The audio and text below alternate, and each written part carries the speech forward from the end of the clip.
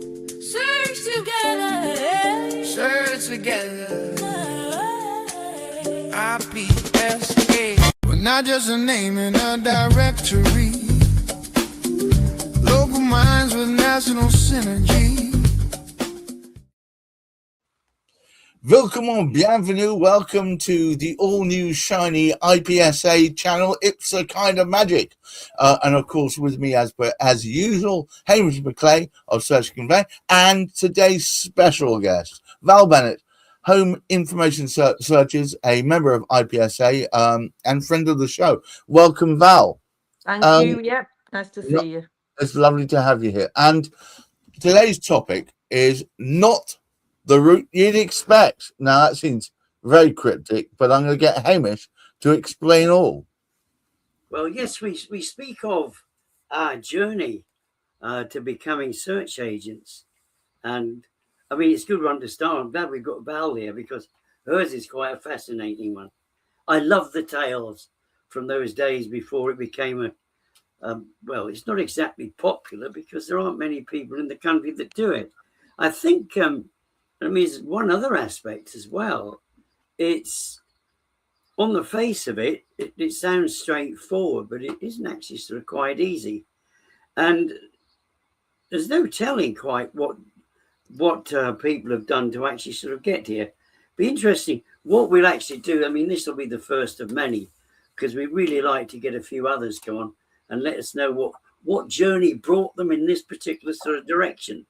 I mean, mine was a strange one. I started off in education for the first part of my journey through life, moved into the wondrous sort of world of engineering, automotive particularly. So I was an engineering buyer there. So I learned all these lovely ideas about the, if you like, traceability and all sorts of stuff like that, which of course suited my mind. I don't know necessarily that this suits everybody's mind. Certainly our daughter, it didn't suit her mind when we first got her involved. But by crikey, is she good now?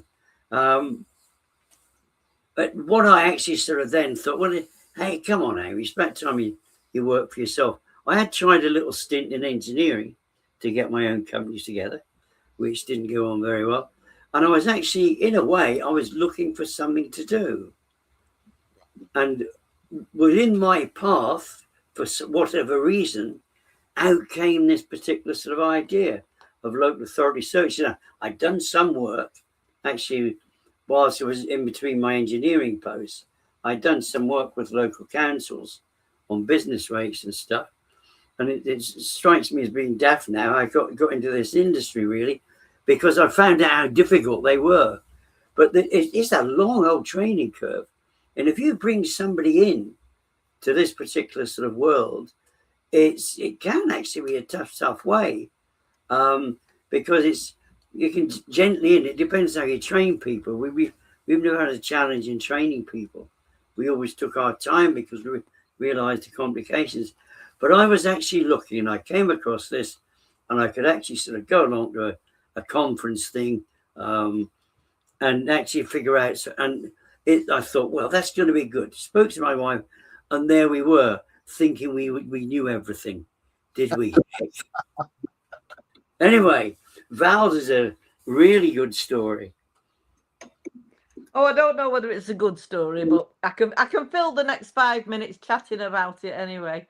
Yeah, I mean, my story obviously is actually through my my dad and my mum, because as people who listen to this will know, my dad was one of the very first search agents in the country, and he got involved in it through there was two companies in London, Jordan's and what were they called? I can't remember now. ICL maybe.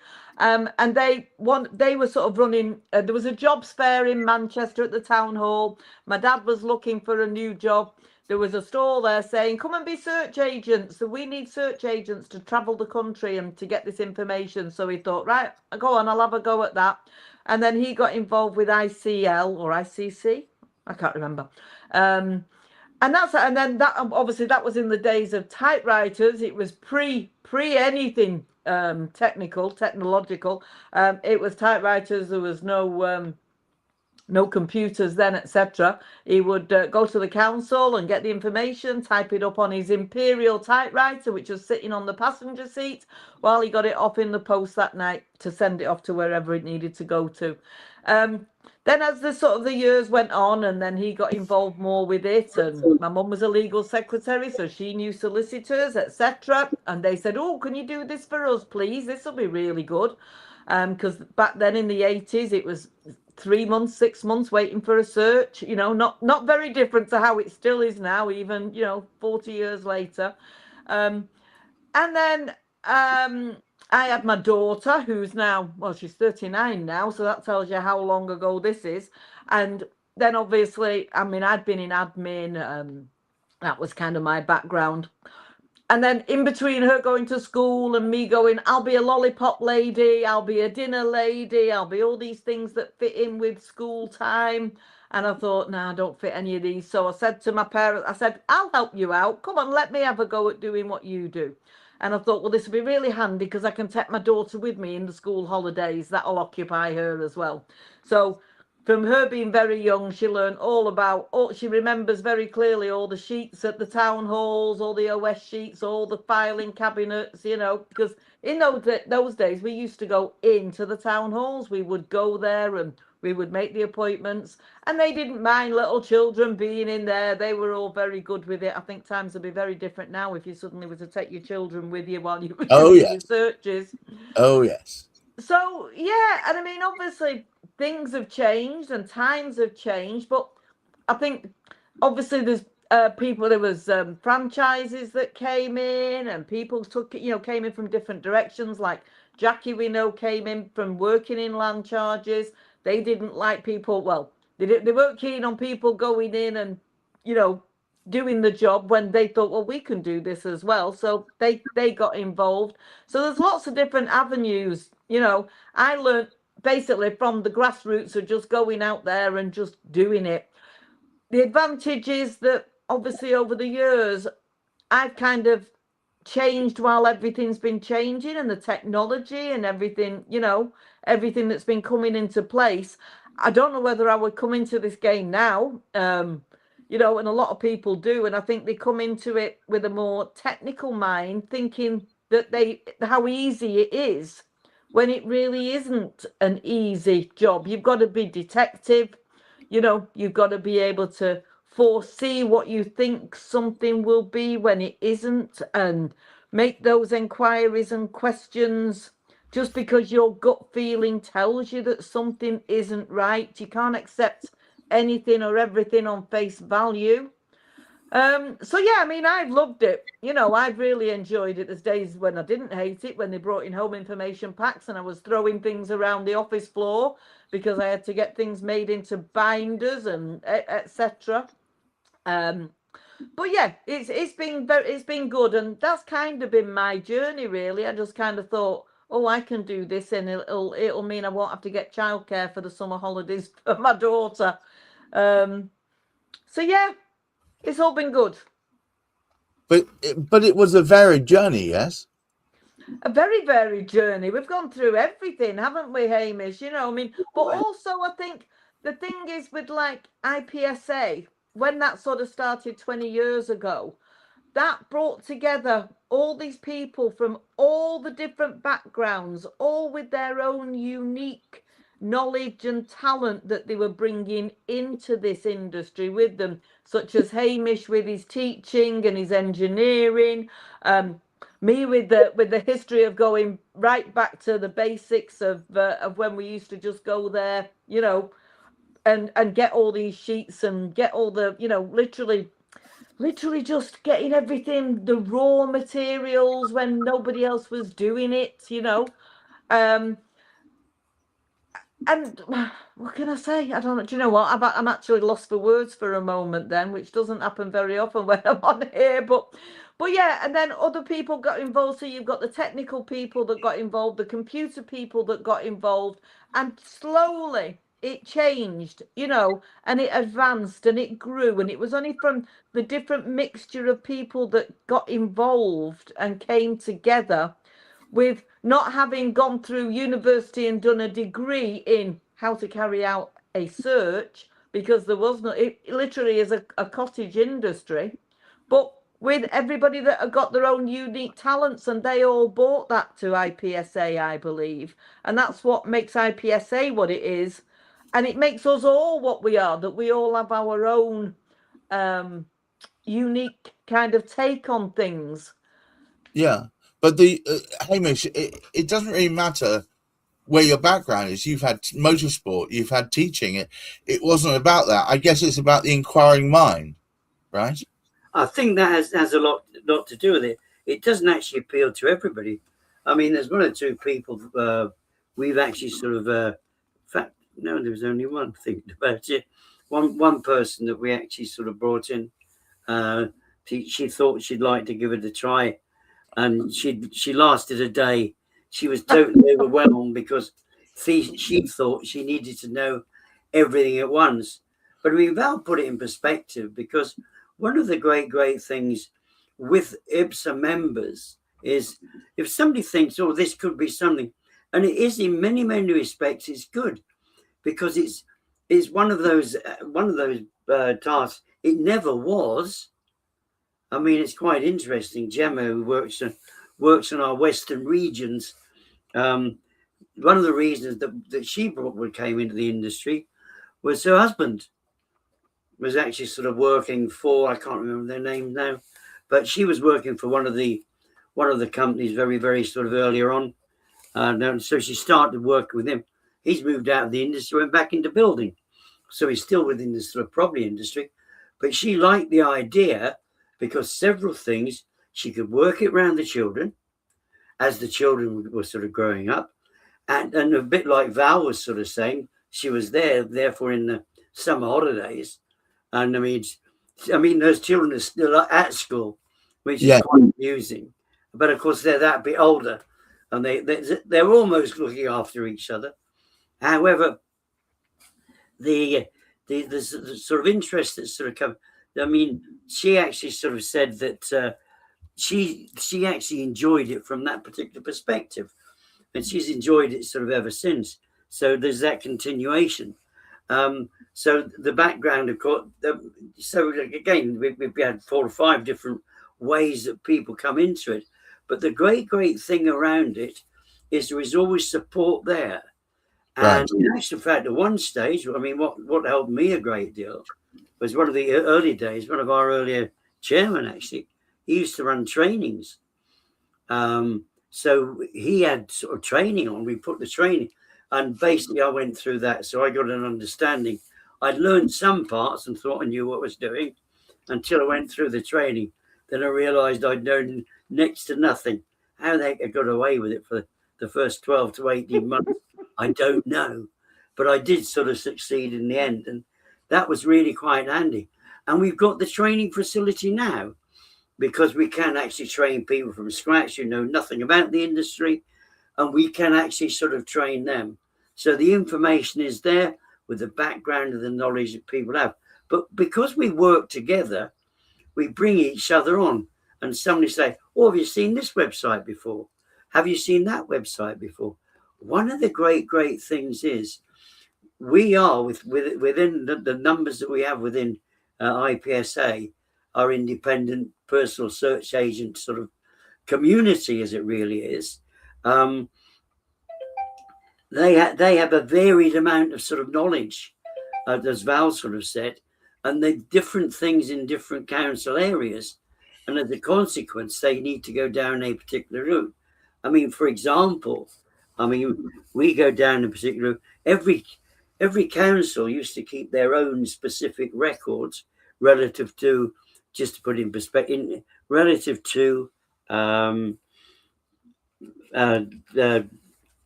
buildings of historic sort of nature. Right. And so they would keep that information. But bit by bit, some councils want to unload things. They've done it with building regulations. But as far as listed buildings are concerned, those buildings of historic interest, many councils have actually transferred it over to national heritage. Right. Now, we haven't done it in certain council areas. And so basically, we were able to actually sort of we went out ourselves and sort of found out exactly sort of how to deal with it, how to handle it. But the thing is, now it puts us in perspective. Somebody's doing it. They haven't come across it before. The training, the information's there. The same with land registry. And we don't have CPD, continuous professional development, actually, as is listed. We just teach each other as we're sort of going along these new ideas. And Well, it's about sharing. It's sharing with the whole, isn't it?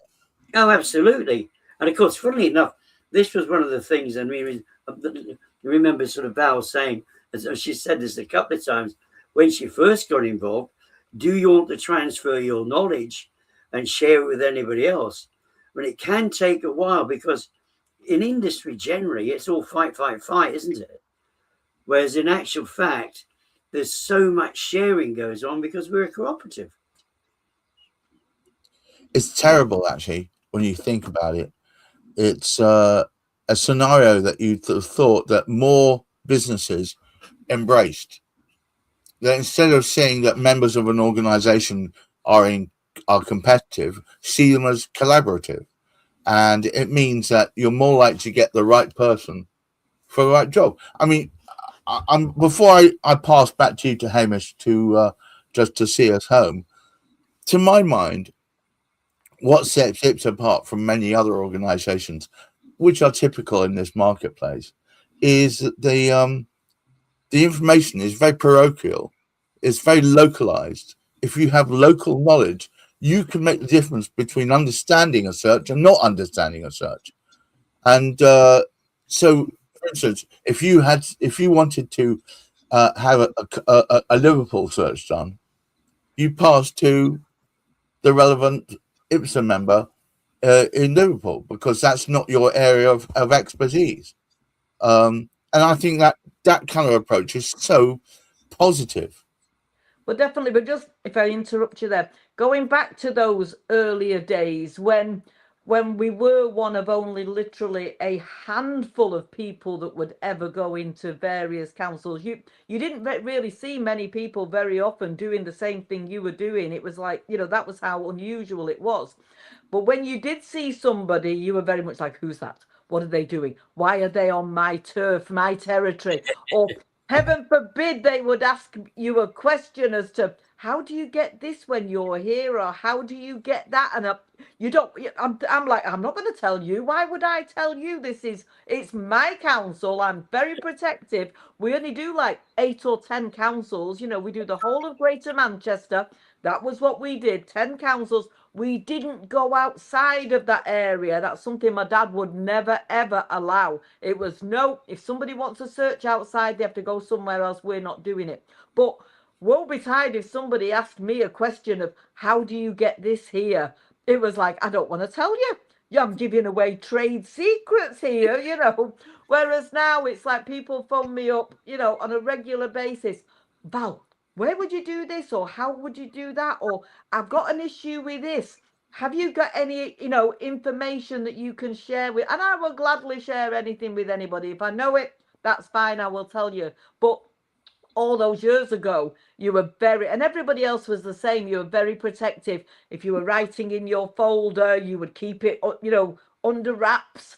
So yeah, how times have changed, but it was good. It was good. I enjoyed it back then, going into the councils and actually sifting through that information. More like the Wild Wild West, though, wasn't it, Val?